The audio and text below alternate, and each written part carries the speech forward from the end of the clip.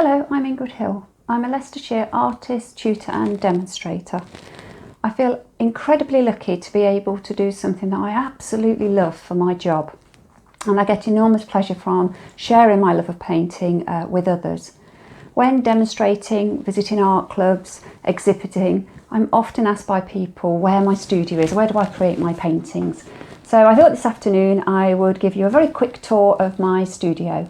I'm very lucky, it's in my garden. I have a log cabin in my garden, so my commute's great. It's 2 minutes down the garden with an umbrella when it's raining, but it's lovely, and it's right down at the bottom of my garden with its own little area of a patio and lawn and fruit trees behind, which means in the summer I can throw open the double doors and go outside and paint there too.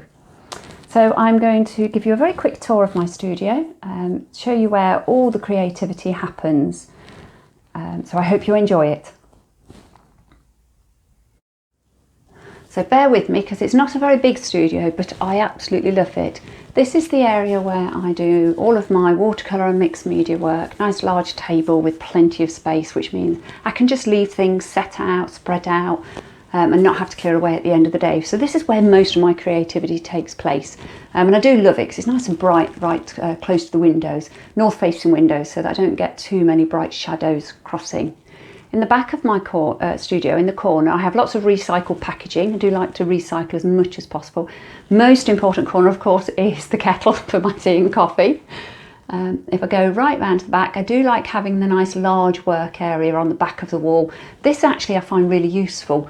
I try to keep it clean and tidy. It does get full at times, and periodically I have to have a good tidy up, but it's a place where I can pop work out just to review it, assess it, decide if it's finished, or if I'm putting a collection together.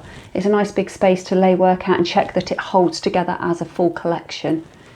As I go around the studio, in the back corner I have obviously the sink, always full of dirty paint pots and brushes, and this area over here, this is my acrylic area or canvas work. So I have a really lovely big easel which I had a few years ago, which I really enjoy having. I often put a cloth on the floor here, a big sheet, and if my husband comes down, he'll often find me kneeling on the floor, covered in paint, flicking and splattering, and just having great fun. But I do like having the separate areas because it means I can be as messy as I want to be with the acrylics and not worry that I'm actually going to splash or spoil any of my other work that's over on my watercolour mixed media side at the table. And then in the corner, coming back around to the start of the studio again, is a nice comfy chair for really when I make my coffee when I first come in, and a nice bookcase full of materials close to hand. I have storage in my cupboards, but these are things that I like to have close by. If I'm ever working, I can just grab them quickly without having to ferret through boxes to find things. So that's my studio. You can see it's not very big, it's not huge, but it's just lovely, and I love being in here. It makes me feel creative from the moment I enter.